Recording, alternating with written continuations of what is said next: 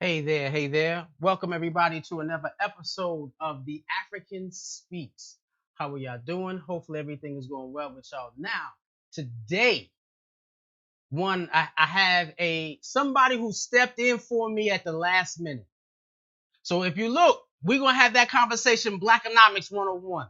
But before I start, because this was literally last minute, and I asked the brother for someone's number who could help me do the show because the original individuals that were supposed to be coming on the show weren't able to make it.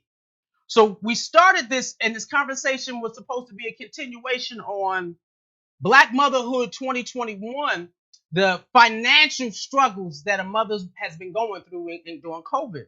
And so that couldn't happen. So I came up with the conversation of, the economic changes within the Black community. Right? And so the individuals that were supposed to be on the show didn't make it. So then I was calling this brother. And before let me tell you about the brother. One, he's my pastor. So I'll let y'all know that. So this is last minute. He's sitting in the living room. It is not the best area for him to stream, but he's streaming with me. So he might come in and out. Now, the most profound, now we've been in the church for almost 30 years. And it was something that he told me that clicked. And I think now he's seeing the manifestation of his word that he poured in me, where he said, a man who has been called by God, when it doesn't matter what happens around him, he can only do what he's called to do. And I sat there when he said that, and he said it a couple of times.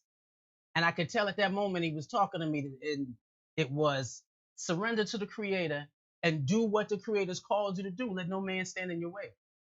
Because at the end, you got to feel comfortable that you did what you were called. Not necessarily what you were told, but what you were called. Some of us follow and we're doing what we are told to do. And in our last days, I seen somebody when I held them in my arms and they felt like they never completed what they were called to do. That's something different. But you still did a good service, but you always want to feel that completeness in the Creator. And in that statement, a man who's called by God, when you can't stop, he stops at nothing to do what he got to put on his spirit. And I let that resonate in me until I had to live it.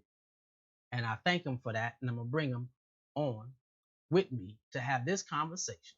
It's my good brother, Reverend Pastor Randy Mawinda Brown.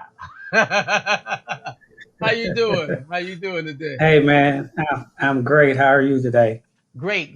And I appreciate you doing this at the last minute. I'm setting it up right now. I'm doing a little technical stuff here, right? Pow. So we all live. Individuals, everybody who's watching, as we talk, you can place your comments on the African Speaks Facebook page or the African Speaks YouTube page, and we'll be able to have the comments come in and out. I'll be able to monitor that, and I'll be setting that up as we go. But again, brother, thank you for this last minute, and I appreciate it. And again, the conversation is money, Blaconomics, and I wanted to do this conversation years ago. I actually purchased the URL Blaconomics.com. I even have it as a Facebook page, a group. I was pulling friends together because they use a phrase, with romance with no finance is a dang nuisance. But then put that same phrase when it comes to a revolution. When Black people are trying to build something for themselves, One of the things that is not, we got great ministry all over the world. Like you said, we got churches everywhere, but I don't know how many churches has a financial literacy class for their members, knowing that it's not a part of our upbringing. But in order to move forward as a community, financial literacy is important. So before we get to the problem, can you, I know, because you actually help with the community finances. How important that is to have a community that wants to move forward, have a certain foundation of financial literacy. Yeah, that's an excellent entree into what we're talking about because a lot of it begins with the mindset. Mm. Um, and for African Americans, okay, we have been disconnected from that history of understanding the importance of finance as a people and how important economics was and is to our survival. Becomes very important because we have to have an understanding. In other words, teach our dollars some sense. Mm. So Wow. that comes as a result of being educated about the principles of finance, the principles of economics, because right, you can't get free for free. So the ability to be educated around matters of money become very, very important. Uh, from a biblical standpoint, one would say, "Well, your treasure is therefore as your heart also." Well. So again, having that understanding, but the key part is having an understanding, a reconnection back to our relationship and understanding of money and what these resources allow us to do as a group of people. You can't get free for free. And I don't know if you saw me looking. I said, I need to put that quote down because that goes into a lesson. Even when we're talking to finance to kids, you and trying to teach them, we're still in an oppressed society. So your education is important, and how you use the education to become financially independent is important because we're still always fighting for our freedom. And it's not just the rights that we fight for, but it's also the ability to have complete power over our economic foundation. You cannot get free for free. Mm, freedom costs. Right, exactly. So it means you have to make some sacrifices along the way. So you make some, you save some, you invest some. Right. But it's that discipline that we certainly have as a group of people. It's just a matter of kind of getting back to, like say, really back to the basics. Basics. Well, now in this experience, they said dealing with today's economic foundation. They said we have several problems that we're dealing with and which affects our economy. One is the social injustice, it's overconsumption, climate change, and now the pandemic. Because we lived with social injustice. We lived with the country's overconsumption of raw resources. Climate change has been a conversation at the top. You know what I mean? Because if you change the climates, you're trying to rate how to grow things, how to do things in the earth. But if you can't regulate the weather and the weather's getting all whacked out, even so, growing food, vegetation is an issue. But then you have the changes of the pandemic. So that economic change of the pandemic. And so the conversation, we're already been going through issues in terms of economy as a Black people. And saying that 85% of our homes are single parent led. What happens to two parents in this particular economy where the jobs and the economy is completely shut down? Yeah, that's a good point, and I think what it does, it really highlights what was already a problem, right? Um, the system is set up in such a way that it's not even meant for really two people to make it. Come on. What we had as a group of people that we had to get back to is that sense of community. The community was our safety net. So if you had a single parent household, or if you had two parents in the house, what they were making, because we've always been underpaid to begin with. Mm. So whatever we were making still wasn't enough to make to really fill in the gaps. I went back and looked at. I never was in a daycare. It was always somebody in the community watching over us, so that the community served as a mutual aid society, if you will. Wow. If my mom ran out of sugar, my neighbor had sugar. Come on She said, "Go next door and and get some and sugar. get some sugar."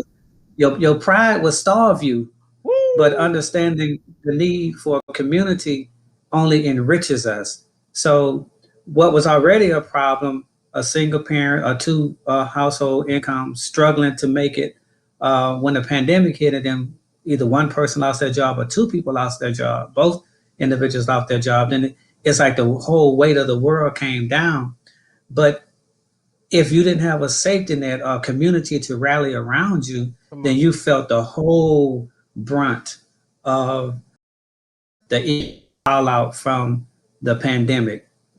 But what allowed us in the past to go through the Great Recession, go through Jim Crow, go through Reconstruction, all the things that happened to us over a period of time was Time. our ability to maintain that sense of community, that sense of communalism, the sense of I am because We are. we are. That's a great equalizer. It allows us to sustain in some very difficult times.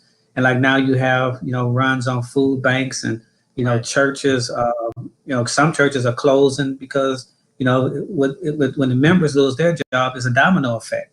Right. Right. And a lot of the buildings are not paid for. So that mortgage at the end of the month is Mm. due, Mm. I know that's something people forget.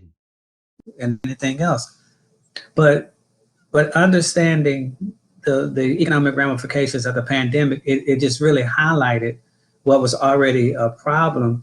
But at the same time, inside of that problem, it also presented an opportunity to readjust, to switch our values, Yep. to understand what's really important, to get away from consumerism, in the sense that what you have makes who you are.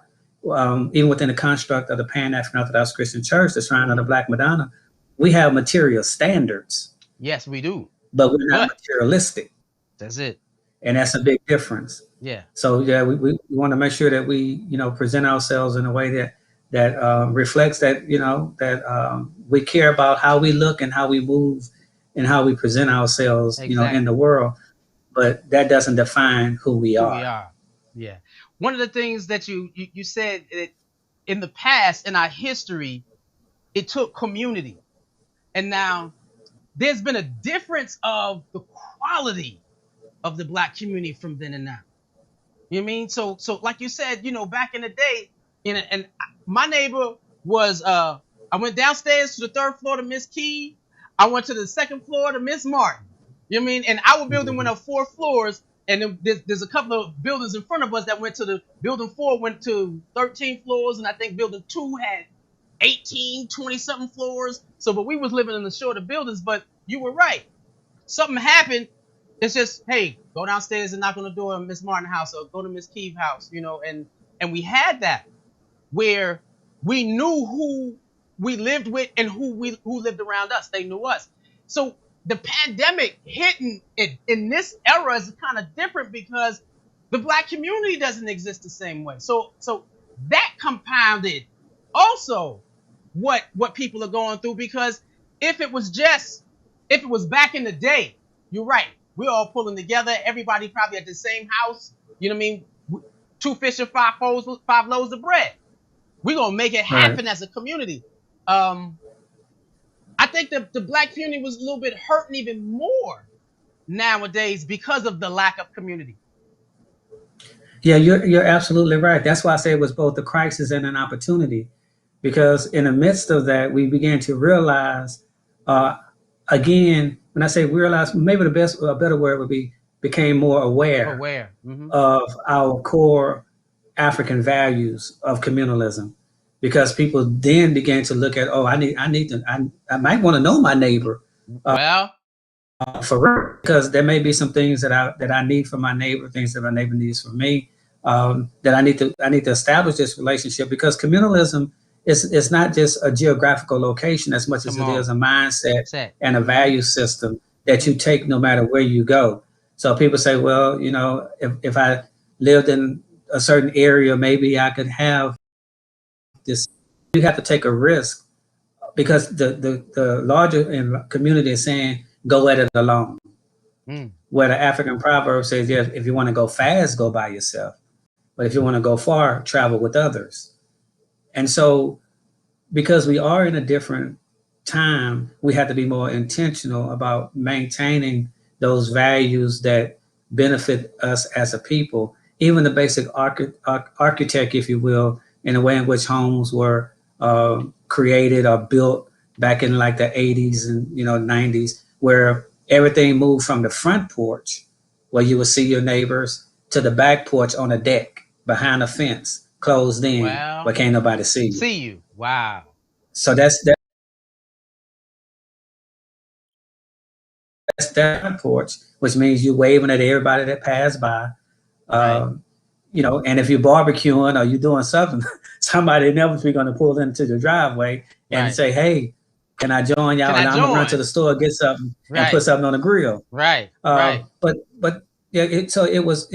I think now we just have to be more intentional about it, Mm. and be really out to really know our neighbors in our community. Um, that just takes a little bit A more little bit more effort now effort. Right.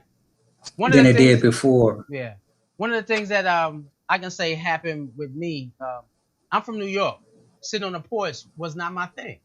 I didn't even understand it. But we would sit on the stoop in the front of the building. Right. But for the first time, you're right. I'm sitting on my porch and I'm chilling and I'm enjoying the sun. And I remember looking at my daughter. I said, I understand this now. It's not only the community, the air, the breeze. It was just the relaxation, the peace, connectedness, and just chilling because of this strained life we live in.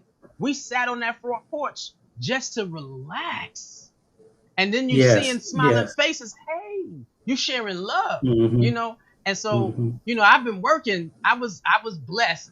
I can say, or I reverse it. I say I wasn't blessed with the opportunity to be home with my community and my family.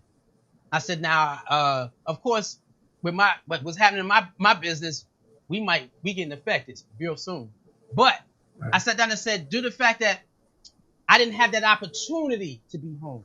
I didn't have that opportunity to connect. I said, well, just like everybody who now has the opportunity to come together, I want to make sure that I don't feel left out. So I went to shift gears. I'm gonna make sure I'm there. You can call, you can interact. And one of the things I noticed was my neighbor, he wasn't working. And so instead of me, you know, looking for somebody away to take care of the lawn, him and his son was knocking on people. He brought a 7-year-old son and he wrote with the little funny letters and saying, "Can I please mow your lawn?" Community. I looked at it and I Right. laughed. He had his number, gave him a call. He came up with the scissors. He just clipping, but his dad was mowing. And community. And they're very grateful. But he has Yeah. all the houses around, so now he has something that he can give his family, and that's important because Yeah. I know That's another that's true. people forget what community is because it's not Mm-hmm. necessarily a geological place. It's relationships, and that's key in this era where economics got scared, and we go back to that. It's the relationships that we have to lean on that's going to make the difference. You know. Now there is a new economic structure that developed Yeah. You're absolutely right on that point. where with this new economic structure, people have been focusing on now because they said money don't disappear, it just moves. And so in this economy, it became a internet based economy. If you had a business online before COVID, you actually blew up because everybody is online doing stuff, you know. And we talk about buying black. And that's the first base of cooperative economics, buying black. But I believe that there's a difference in buying black versus buying black that supports the community. Because you can buy black, Yeah, but if that person living in the suburbs, we're not getting none of those tax dollars. right. And to your point, if we're not asking, Wow. if there's a business in our community that we share our dollar, and then we have a need that comes up in the community, then we should be able to go to those same institutions and say, we need you to reinvest in what we're doing, Wow. because otherwise we can call that network communalism, Woo. where inside of our, which is a term that I'm borrowing from our Bishop, Jaramogi Miller Kimata, that he talked about network communalism in place that allow our resources to circle in that network without exiting out. Mm. And so we have to be able to hold those businesses accountable in our community that says, okay, I'm a black institution, and if you share your dollars with me, I'm going to turn around and invest those Share dollars back. into the community. If that means hiring people that looks like us, right? But yeah, not having the funds, because if the funds exit out of the community, it doesn't matter who's taking them out. Who's taking the They're money? gone. Right. The funds are gone. Right. Yeah, it doesn't matter. It doesn't matter. So we want to see if we can make that relationship a circular relationship where those funds continue to rotate inside of our business, inside of our community. That, like a prime example with, say, my mechanic, Mm-hmm. who's in the community. When we go to his shop, my son has been to the shop with me, and then when the church has something, then I got an ad or something like that, and he. If we go to a program, this brother happens to sing in a choir. We see him singing in a choir, and it's good to see your business owners in different capacities inside of the community as well. So, having that understanding of that you're black, not only in a figurative sense, Right. but literally, that what you do goes back to our community. And that's needed. In that space. So that's that. And you made a statement. Uh, network communalism. That circle. And so there's a conversation saying that that's where they think that this new economy structure, on top of being a social media economic move, because what's the company name that's online selling Amazon? Amazon stock went up. Of course, Amazon stock, because everybody's buying everything online. Walmart online sales went crazy. Kroger's online sales went crazy. Anything selling online went up. So now you're dealing with the issue, like when you said that circular movement, they're talking about now because companies have figured out that they can function without people. Certain companies can, so when this is alleviated, there are going to be some jobs that are not there anymore because they figured out how to operate without human power. AI is moving fast. So they said there's going to have to, the concept of that circular economy and the opportunity to start over as a community. And they said, so this could be big, but then this also could be detrimental to our community because now we're going to be being told what we need and what we don't need and be given what they say we need to be given for the circular thing. So it could be a hindrance. Yeah, because what AI does, and there are some sisters doing some great work in the area of artificial intelligence, even looking at the biases that are implicit in AI technology, because AI is still the byproduct of human putting information into this coding process, and they do so with their own biases inside of this. So there are some sisters who are doing some great work around some of the shortfalls, if you will, of AI when it comes to communities of color. And what they're also saying is, in this particular environment that we find ourselves in now, is that technology normally would create other types of jobs. Mm. But in this case, it's not happening at the same clip, um, because this technology, though it has some shortfalls, if you will. Mm-hmm. But to your point, even before COVID, there were groups of people meeting, trying to determine how many people do you actually need to run the world. Mm. What is the smallest number of people we can get to be able to effectively run the world? So you have, again, you go to AI, you have robotics and things of that nature, and the work that they're doing, and we see it even when we go into grocery stores where now you check out Right. counters that do the work for you. So that's taking jobs away. It's convenient, yes, but convenience kills. It Mm. kills jobs. It kills ways of life. It kills communities. So we have to be very careful about this convenience factor. And you're right. Amazon, was able to just take advantage of a situation that that happened, but Right. they were positioned to also plow so much money back into the infrastructure in terms of online, and they were already into logistics, so they were able to just kind of expand that whole process. And there is a thing that's called disaster capitalism, Mm. where because of disasters that take place, people are able to make money off of disasters, uh, because they're positioned to do that. Even when you have, like, you talk about a small business compared to a big The business, big when they business. start talking about the PPP program, these big businesses were already electronic, so they just call their accountant, they hit a button and send the information to a bank they already had a relationship with, Mm. and so they were able to get to the table quicker than a smaller business, which did not have that type of financial infrastructure in place to capitalize on these resources that were out there. So the small person, again, gets squeezed out of the economic, quote unquote, downfall that this country, offered through that particular program. So you're right, that artificial intelligence and companies, figuring out ways to do more with less.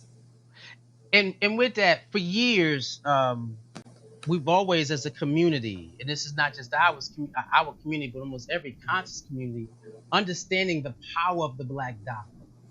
Back to the beginning of the civil rights movement with the boycott on the buses. Just don't ride the bus and watch them hit their pockets. You want to affect them almost immediately. It wasn't the issue of violence. No, we want to affect you financially. And so, understanding that we are a $1.2 trillion add to the economy. And so we've always talked about that as a leverage as a people. We're like a small third world country with $1.2 trillion. Was it like 13, 8, something like that? And with this new economy coming in where it's less people, we lose that level of leverage.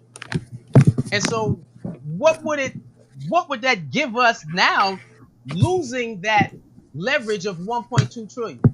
Are you having technical difficulties? I hear you moving. There you go.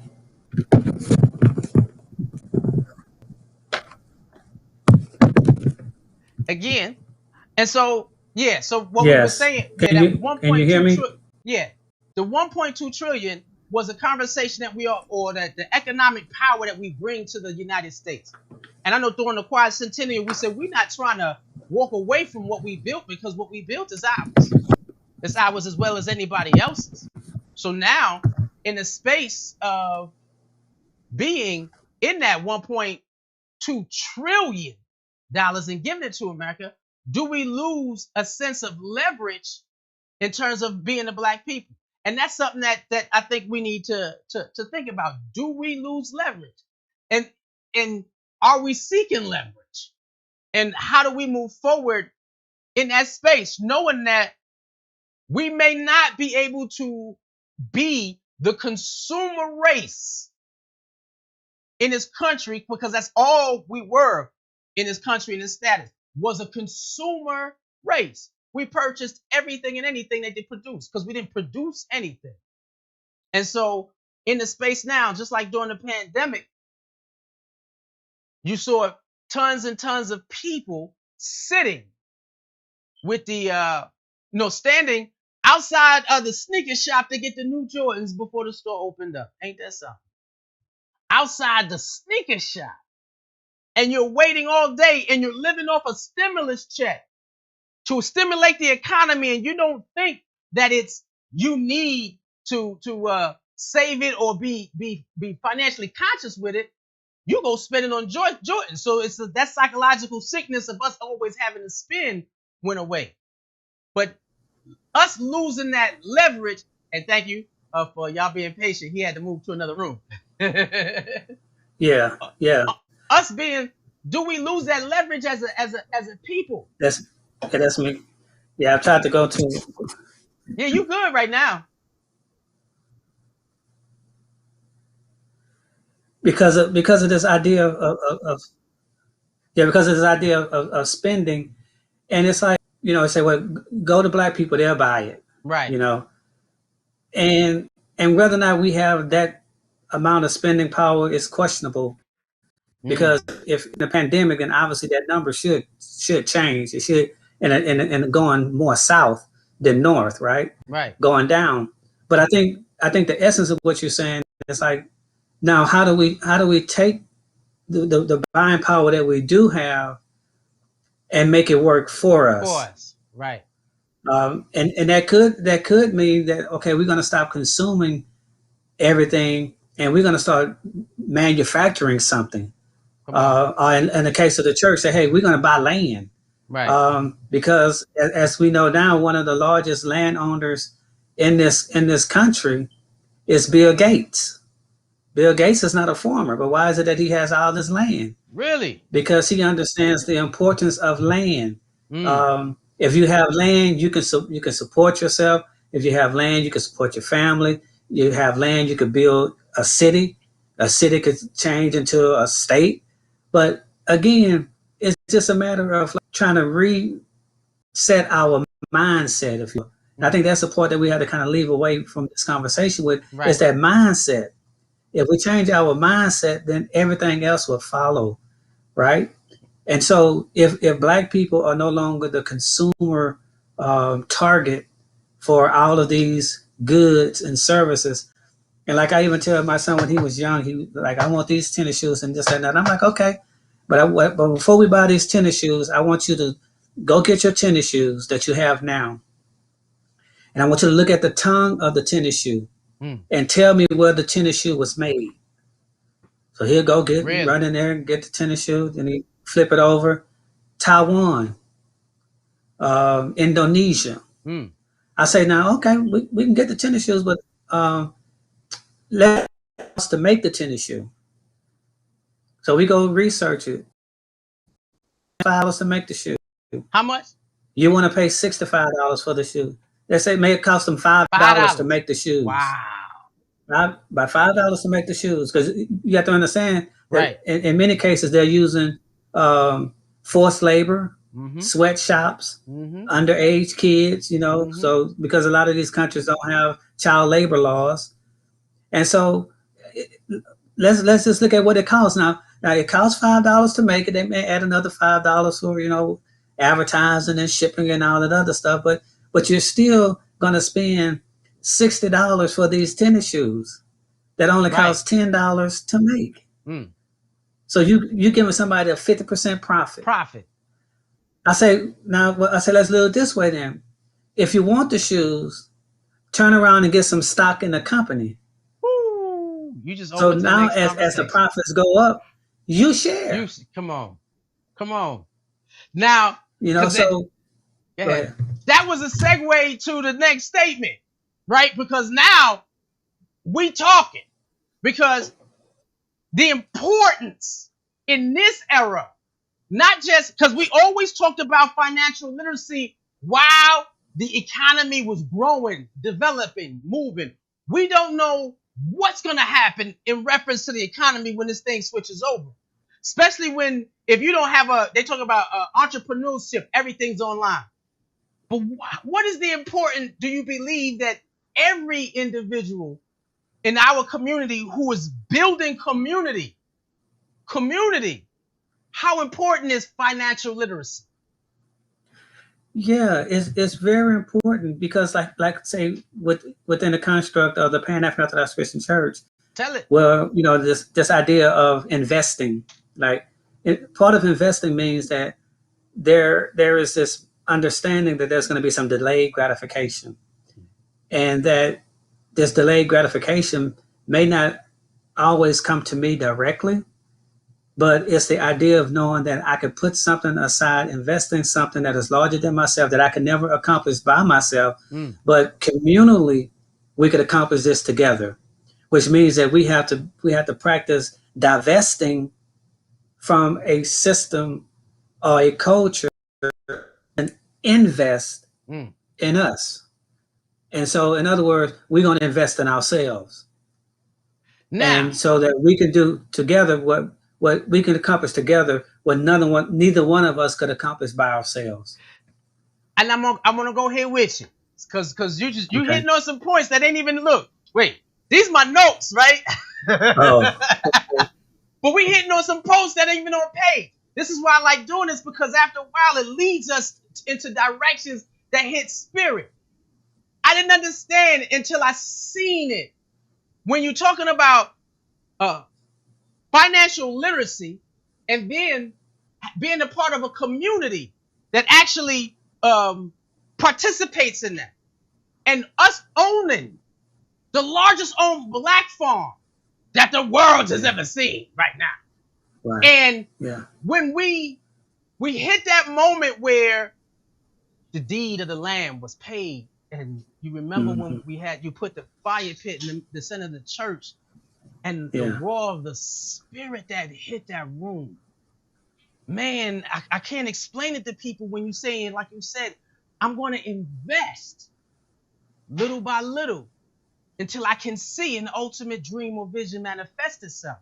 How was it for you to stand in that environment, to feel that joy come back from that completion? Because that journey started years ago, way before we joined. Yeah. Yeah, exactly. I think like the vision of it was like in the 80s. And then we got Buda Land, I think in 99. The first couple of tracks was purchased in 99. When I say track, we're talking about thousands. And then we added on another 1,500 acres of land. And then, the first part we paid cash for about 5 million and something like that. And then we added on an additional 1,500 acres, which we had a mortgage to pay on that particular portion of land, like $15,000 a month. And with God's grace and the commitment again of a mindset of investing for future generations.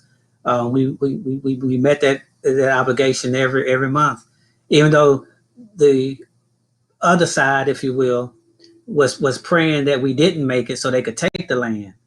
But we had again a congregation who understood the importance of working together and investing together. And so when we burned that mortgage, I mean, it was like a beautiful thing just Man, to set it on fire, to say, look what we've accomplished together as a community. Now we're not a mega church by well, no stretch of the imagination. right, We just right. do mega things Woo! because we have this understanding of the power of brothers and sisters coming together. So we benefit from the cumulative effect Come or on. the multiplier Mm. effect. You do the best you can, I do the best I can, and it multiplies.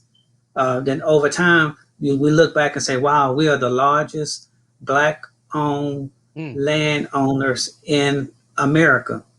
There may be other groups like contiguous, like they own this on, and you try to put them all together. But Right. as a single organization, no Right. black organization can say they own more land than the Pan African Orthodox Christian Church. And when we set that thing on fire, I told our presiding bishop, it sounded like I gained 10 more years because that wolf was at the door every month. Right. Um, Right. but that's one of the I will never forget that. That would be a watermark moment in my life here in the Pan African Orthodox Christian Christian Church. Church. The blessing, Yes. blessing above all blessings, and the seed, the well seasoned. I'm seasoned, so we're gonna say the well seasoned individuals in our community. Some of the elders and some ones who are not yet elders, but more seasoned me. The screams, the joys, the dances. It was the accomplishment due to a community's understanding of financial literacy, that Right. that that Yeah. collective economics that we're Mm-hmm. going to build not just for ourselves but for the future. Now, and it's we got Kafine saying, speaking of financial literacy, Walamu Rungu does a great piece on Tuesday nights, 7 p.m. on Zoom, that teaches us how to build generational wealth. And that's important. But generational wealth, as we contributed to the development of a community, because I always say again, revolution without finance is like a romance. It's just a damn new sex. And so we have Black people becoming more uh, financially conscious about making sure that they keep more than they spend. But then there's always got to be a purpose to it. It's not just about Yeah. you.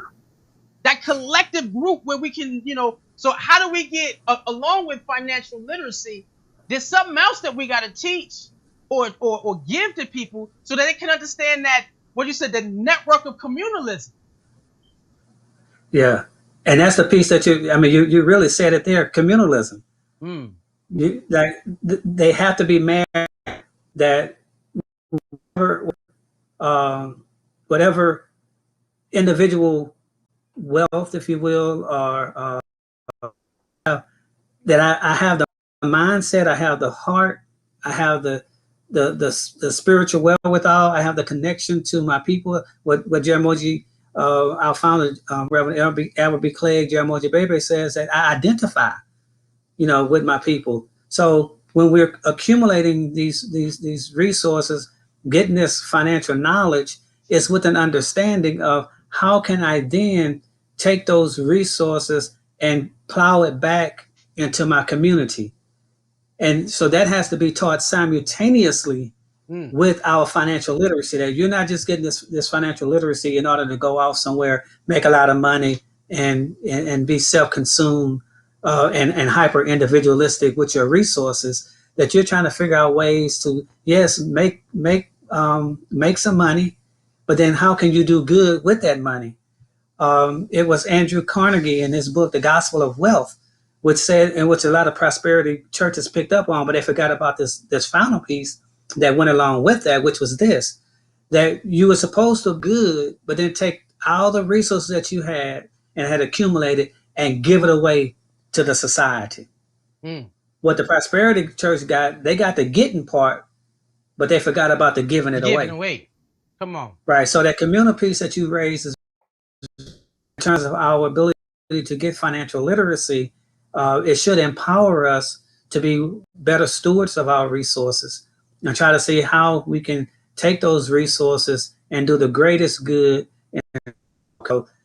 That communalism piece is very important, because what ends up happening is that communalism then becomes a disruptor.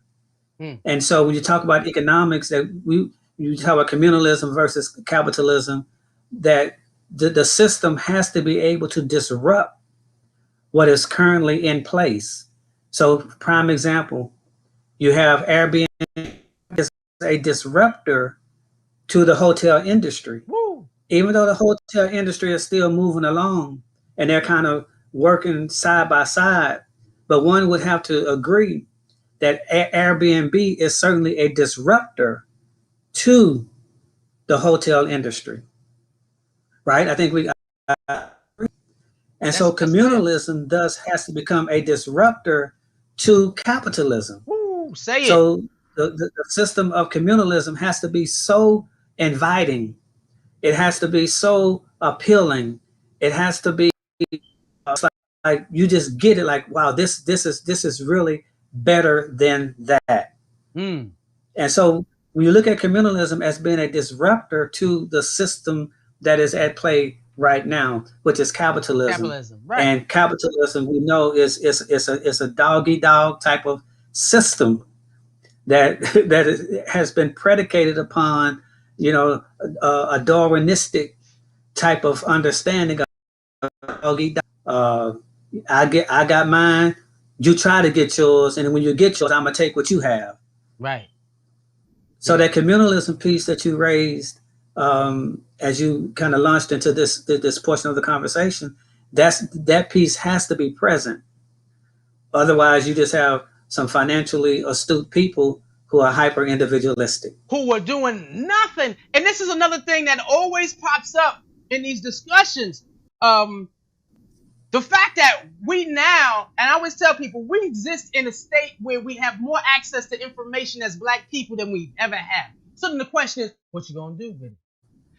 Yeah. Now we have more millionaires who look like us than we've ever had.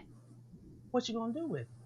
It's not like Yeah. individuals who became economically conscious without understanding or having a relationship to a people. They became rich unto themselves. So it is clear for those who are watching, listening, and seeking to understand financial literacy. It is not good without a state of communalism attached to it. It's Right. worthless to us as a people. Yeah. Yeah. We just replicate what is already out there. Right. As opposed to having like Jay-Z and Meek Mill. I mean, they came together, pulled their resources together, and invested some of their money into prison reform. Mm. They're not lawyers, but they Right. could certainly leverage their resources to say that this is a problem that we need to deal with, that is a systemic problem. And what we're going to do, our part, is to take these resources that we have amassed and put it into an organization whose purpose, whose core value is to deal with the injustice that is being perpetrated unto our brothers and our sisters in this unjust system.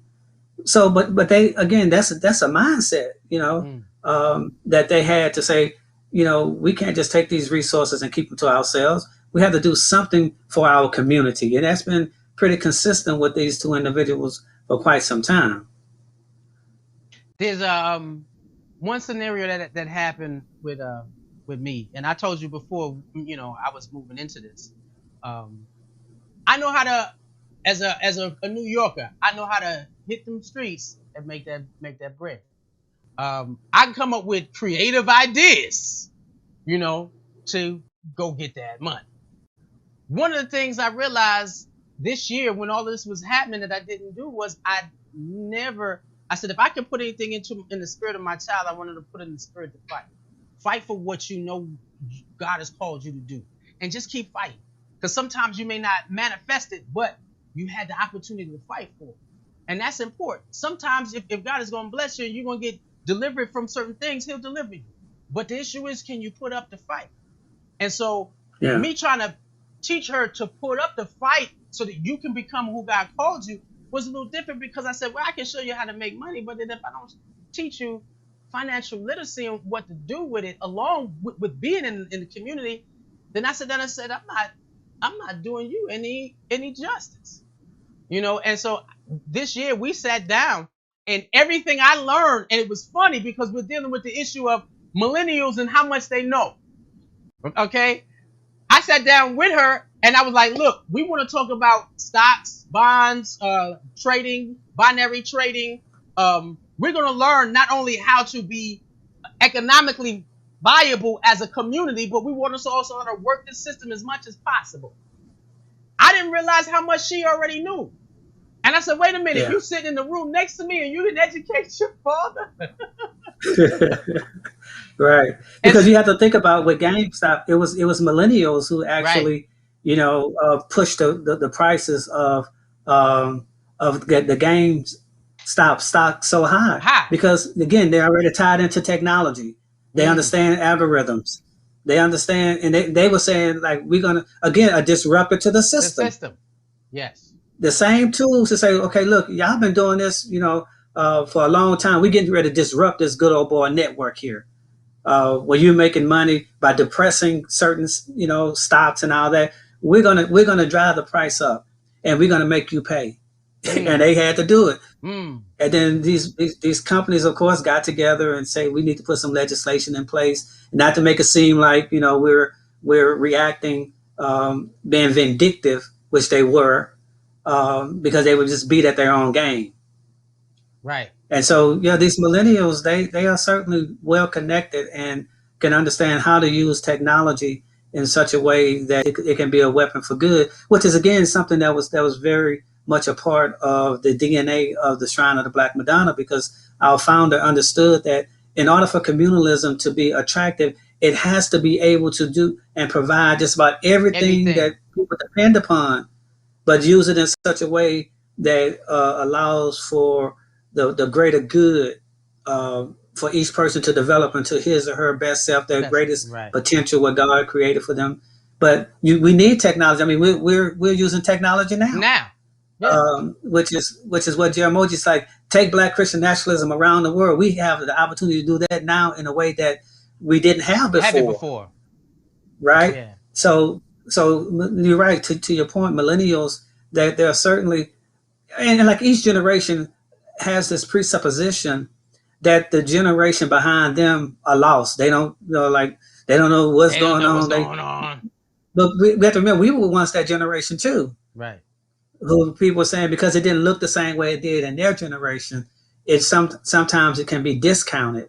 But here in the church, I think we say something about the revolutionary spirit is born anew in these generations. So it's not going to look the same. Well, but it's still spirit. And so the millennials, like I said, when you got with your daughter, she's like, man, and I think you told me the story too, that she'd already been talking with other friends who had been investing and things of that nature. And so they were already plugged into the process. And like you say, now it's like, how do we then link that to communalism? That we do good. As each individual does well, the whole organization does well, right? Right. But that's the communal aspect which is again, it's in our DNA as African people. Come on. So it's not like we're creating something new. Right. We're saying Kofa basic. We're going back and fetch it. That sense of communalism that's in our DNA, that what we call natal retention, that it can never leave us. It's natal. When you look at your navel, your navel reminds you that you came from your mama, right? You came out of somewhere. You're right. You came out of somewhere. So that natal retention, that connection that we have with the motherland, is inside of us. And I always say that the Creator puts the best things inside of us. Well, can't nobody touch it unless we give them permission. You have to give them permission to take it. The good stuff is always on the inside. The good stuff is always on the inside. Powerful. In that space where and this is where I figured we could bring it home, because I don't want to keep it, because me and Kalonji would talk for hours. We'd be up in here for 5 hours one time because the conversation's that good. You said making communalism, and I know how your schedule is, because so I don't want to say, hey, can you come back? And if you can, I would love it, right? Because they don't know. Most people, and I don't want to get emotional, I usually get emotional. They talk about, when I say the African speaks, I'm not the only African that has a voice. And I think everybody that's watching now, you're seeing what manifests the African in me by the leadership that I'm sitting here, also governed by the Pan-African Orthodox Christian Church. This is it. Now, the art of what we do is trying to get other people to understand how attractive communalism is, along with your financial literacy. How attractive, how to make that beautiful, where you are supplied food, clothes, shelter, quality education, and a great identity to get you to a point where you understand who God called you to be. Because other than that, all you're doing is becoming a very wealthy, influential consumer who can go where they want, do what they want, but you're producing nothing. And so how do we continue to make that the network of communalism attractive, so as people gain more financial literacy, simultaneously that they come to understand that I need to build on the community and the people that I'm a part of. Now, I didn't even write that in my notes. You led me there. That's a good one. That's a good one, because you have to see it. Right. You have to see it. The thing that is most compelling about the Pan-African Orthodox Christian Church is that you see it. Mm. The Bible says it like, and the Spirit became flesh, Mm. or the Word became flesh. What we talk about, the energy that comes from speaking, then becomes manifest in a physical reality. Mm. So when people see it, you can't argue with what you see. Mm. You can't argue with what has been manifested. That if your child come into contact with our Akiba Land program, that they're going to be a different type of child, a type of child that's going to have a sense of identification with their people. And when they get an education, understand that their education is not simply for them, but it's for their community. That's when they see that, it becomes a trust people. So what the shrine does is it becomes that which draws people. So it's like, oh, you're talking about communalism. What does that look like? And you see the manifestations of that in the institutions that we have that are not owned by any individual, but is owned corporately by the Pan-African Orthodox Christian Church Incorporated. Mm. That's communalism. When you can drive down 81 and see over 3,000 acres of land, that's communalism. When you see brothers and sisters, though we're not a perfect community, have our issues just like any other organization does. But when you learn how to reconcile your relationships in a way that is helpful and healing, that's communalism. Mm. I see that. And so when we do it, when we live the words that we teach and preach, it becomes a field of energy, a magnet that draws people in, and they come in not even knowing why. They just say, something led me here, and I'm here. Mm. And that becomes part of that energy that is created as a result of communalism, because communalism has a level of energy attached to it. It vibrates on a certain frequency, and it's a high level of frequency. Individualism is a very base level energy. It's a low level energy, but it's still a deadly energy nevertheless, because energy is energy, right? Right. But communalism, it certainly operates at a high level of consciousness. And on that high level of consciousness, the impossible becomes possible, Mm. and the invisible becomes visible. Mm. But you have to get to that higher level of consciousness, because there is a lower level of consciousness that is vying for your energy and your attention as well. And just like that lion in this picture here, whichever one you feed is the one that's going to grow. Woo, and the one that's going to roar at the end of the day. Woo! Woo! Now, there ain't nothing I can come to go after that one. That I understood more, because I always say it to the community. When they're looking for something, I says, you know what? I can show you better than I can tell you. I can show you what things look like so you can understand what it's supposed to feel like. I can show you better than I can tell you. And because of, even in the community, people saying, looking at what you do and how much you do, and you don't sleep. And yeah, it's because of the level of communalism that we are a part of. It drives us to do things that normal people who are functioning on that low frequency may not do. And we try to make it look attractive. So when we talk about financial literacy, we also talk about that circle of network communalism. You cannot move into generational wealth forgetting about your people. That don't make any sense. Moving into generational wealth when you realize we are a people. We are connected. So you only looking out for what's yours when it's like, that means there is, I am because we are. It's like that's done and gone. But financial literacy has to be accompanied with an understanding of communalism.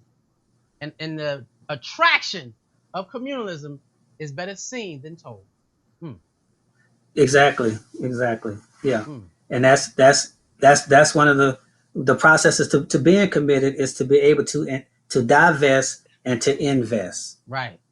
So yeah, we certainly want that all God's people would prosper. Well, and be able to plow back those resources into their Back into the community community. That's it. so that everybody, so that the kingdom of God can be the period and the place where everyone is living out their The purpose, purpose. their intention by Mm-hmm. God. Amen. Amen. That was the perfect Blaconomics 101 conversation, brother. This was meant to happen. So And thanks so again. again, I want to thank you because I had like two people set, and then I called the third, and then I called you up to say, hey, don't you have the brother number? And you was like, well, what is it Right. about? And in a second, you said yes, and I thank you because that's that network of communalism. So I truly Yeah, appreciate you. Truly yeah, but appreciate I could not help but say yes because again, all that you do. I mean, I have called on you numbers of times, and you're always there. So like I say, it's that web of relationships that we have, and everything is in the Creator's time and in the Creator's space. So it was meant for us to have this had this conversation conversation, and we had some into spirit. good feedback, good follow up. There was some questions, not questions, but some statements being said. But we got K Fing, one love K Fing watching. He's as a student of the Honorable General Jabebi Ajamin, Walamu Rungu definitely teaches financial literacy from a communal group perspective, That's having great. wealthy families, and it's funny because and we can end, but that shows the attraction to the Wakanda theory that we got to see what it looked like when wealth is not shared through an individual, but is shared through a people. Yeah, No one yeah, there needed. Everybody had what they needed to have to feel whole. Each tribe had a specialization that they brought to the community that made it even stronger. yeah, It was that attraction of yeah. adding financial literacy to a sense of network communalism. Yeah, because and we could end on that. It's like Mm-hmm. because in the literacy piece, because literacy, we're talking about like somebody is knowledgeable of something, has learned something. Mm-hmm. So the literacy piece is designed to teach certain disciplines and principles and practices that makes one more astute or aware of how these resources are to be utilized within, again, a system. Because economics is a system. The nomos means the law. So economics, the ending piece of nomics, whatever comes as the prefix, means it's the law of. So economics is the law of how resources are accumulated, distributed, and things of that nature. So yeah, so it's good to have those married together in terms of the financial literacy and a sense of communalism and responsibility for one another and for the environment, because environmental racism is certainly alive and well. Well, say that again. Again, I thank you. I appreciate you. What you'll see is me switch over to another screen. So when I switch over, if you gotta go, that's good. I'll say a few closing words, and I guess that would be it. But that was a powerful evening. I'm gonna call Kalonji and ask him to finish the conversation and talk to me another 3 or 4 hours because I'm fired up, brother. Okay, and we want to, before thank you. we go, no problem. We want to make sure that we have it's called Shrines of the Black Madonna, Pan African Orthodox Christian Church. You can watch us on Sundays. Shrine Online is our YouTube page. We have the Shrines of the Black Madonna Facebook page. This is again in this conversation, right? Made it attractive. And I appreciate that. That network of communalism, financial literacy, building as a community, and being able to survive as a community. Thank you very much. Thank you very much. Let me get this right. Fade out. Woo! When I tell you the words uh, when he spoke, said, you know, a man who was called by God because he can't stop doing what he's doing. And I saw that in him when I sat as a spectator to my faith, a spectator. And then the gears shifted with my literacy on who I am in God, had to shift gears and become not a spectator, but a participator in the development of a communal environment where every aspect of what we need, I said, ask the Creator to let it flow through me so that I can help manifest what you're asking us to do in this world. Blaconomics 101 is not just about money. It's not. Blaconomics is about a state of being, and it's how we can live as a people where all our needs are supplied. That's important. That's the network, that circle economy that's trying to be developed, that network of communalism. We're going to have this on a regular basis. I might just pick a Blaconomics there. We're going to get Brother Rungu to come and give us a conversation. We got many people who can talk about this on different levels and different perspectives. You know, I have my daughter-in-law speak about economic commerce, e-commercing, and the millions and millions of dollars that happened, or trillions of dollars that came in via e-commerce. Zoom shooting up rocket because people learning how to social media and interact. I've been learning how to do this for a minute now, to the point where I didn't want to go live like everybody else. Why? Because I wanted to make communal living attractive. Being the African in you attractive. I could show you better than I can tell you. And if you're looking for a community that deals with the network of communalism, building so that we all prosper in all things, it is my church, the Pan-African Orthodox Christian Church, Shrines of the Black Madonna.